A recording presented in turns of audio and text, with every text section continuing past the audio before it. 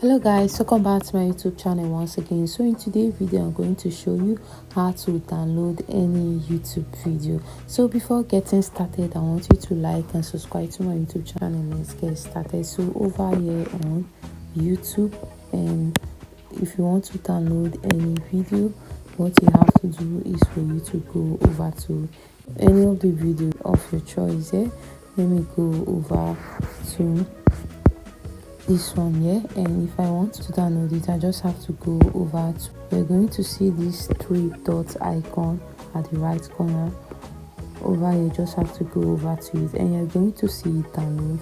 So you just have to go over to download. For you to get the video straight to your phone, you have to go over to get YouTube Premium. If you using YouTube Premium, you're going to have a lot of features and you'll be able to download any video you want straight to your phone, straight to your gallery. So this is the end of this video. Don't forget to like and subscribe to my YouTube channel, and see you next time guys.